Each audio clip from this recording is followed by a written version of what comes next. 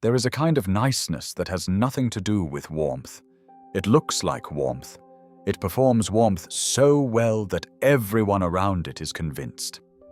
But sit close to it long enough and something strange surfaces, a cold spot in the middle of all that kindness, like a heated room with one window left open. Psychology has a quiet, slightly uncomfortable explanation for it. The nicest person in the room is often the one who feels the least, not because they're cold by nature, but because somewhere along the way their kindness stopped being a feeling and turned into a defense. There's a survival response most people have never heard of. You know fight, you know flight, you might even know freeze. But there's a fourth one. The therapist Pete Walker named it the fawn response. The instinct to survive danger not by running or fighting, but by becoming so pleasant, so accommodating, so easy to be around that no one could possibly want to hurt you. And once you understand it, you can never read the kindest people you know the same way again. There are 4 places this shows up, and they run inward, each one buried deeper than the last. The deepest one almost no one recognizes because it doesn't look like a wound at all. It looks like the personality. We'll get there. Watch someone like this walk into a room. Before they've said a word, they've already done the math. Who's tense? Who's upset? Whose mood is about to tip? They laugh a half-second early. They agree before they've checked whether they agree. They hand you the answer you wanted before you finished asking the question. It feels like emotional intelligence. Researchers call it hypervigilance, a nervous system stuck scanning every face for the first sign of a threat. The kindness is real on the surface and automatic underneath. They aren't choosing to be warm to you. It's closer to a smoke detector. Their body decided a long time ago that it wasn't safe not to be. But here's the part the warmth hides. You cannot keep performing that much kindness with the volume on your own feelings turned all the way up. So the body does the only thing it can. It turns them down. This is where the niceness and the absence meet. To stay endlessly pleasant, the parts of them that disagree, that want, that ache, that say no, those go quiet first. Bessel van der Kolk spent his career documenting how a nervous system under chronic strain protects itself by numbing, flattening the inside until a person can feel almost nothing at all. Stephen Porges describes that shutdown as a survival state, the body deciding that going still is safer than feeling.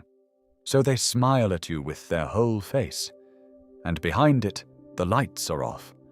Not because they don't care, because the part of them that could care got switched off years ago, in the same motion that switched on the charm. If this is naming something you've felt but never had words for, subscribe. We do this every week. The charm is on.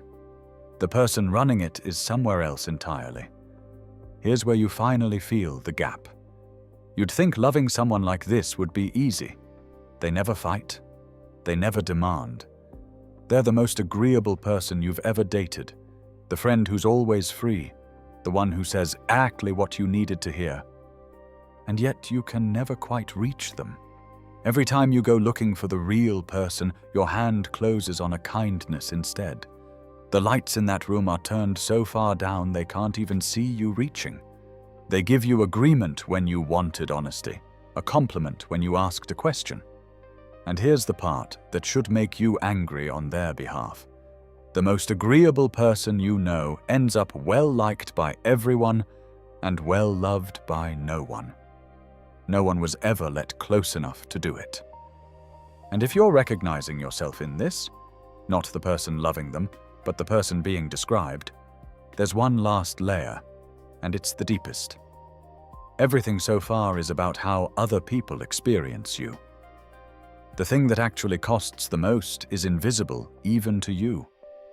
When you spend years reading every room, becoming whatever each one needs, Agreeing before you've consulted yourself, you slowly lose the thread of who you'd even be if no one was watching. The scanning never got a free moment to ask the only question that matters.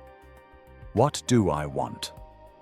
That's the part that doesn't look like a wound. Ask them what they want for dinner, and they'll ask what you're in the mood for. Ask their opinion, and they'll find yours first and quietly borrow it. Not to manipulate you. They genuinely don't know. The signal got so faint they can't hear it anymore. Your nervous system learned a long time ago that having needs was dangerous and having none was safe. So it made you fluent in everyone else and a stranger to yourself. A room that's been dark so long you've started to believe it was always empty. You became the most considerate person everyone knows, and the one person nobody knows, including you. And here is what almost no one says out loud. The detachment was never aimed at you. The coldness people feel underneath all that warmth isn't distance from them. It's the distance this person had to put between themselves and their own heart just to survive. They didn't go quiet on you. They went quiet on themselves first, turned the lights all the way down on the only room that was ever really theirs. And you're just standing close enough to feel the darkness. If this is you, hear the part that matters most. The niceness was never the problem. It kept a child safe in a place where safety had to be earned. You don't have to tear it down. You just get to stop living behind it. You're not broken, and you're not alone. There are more people performing warmth over an empty room than anyone would ever guess. Start impossibly small. The next time someone asks what you want, answer 1 second slower than usual, and notice the no that rises before you swallow it. When a room finally feels safe enough, let one person see the thing you'd normally smooth over. The lights can come back on. They were only ever turned down, not off. And if the numbness runs deep, a trauma-informed therapist can help you find the dimmer switch. This heals far better with support than alone. So tell me, are you the one who loves someone like this, or the one who is someone like this? Just say loving or being in the comments. If you want to tell me more, I read everyone. And if a specific face came to mind while you listened, the friend who's always fine, the partner who never seems to need anything, send them this. We translate what your body already knows into language your mind can finally use. Subscribe so you don't miss the next one.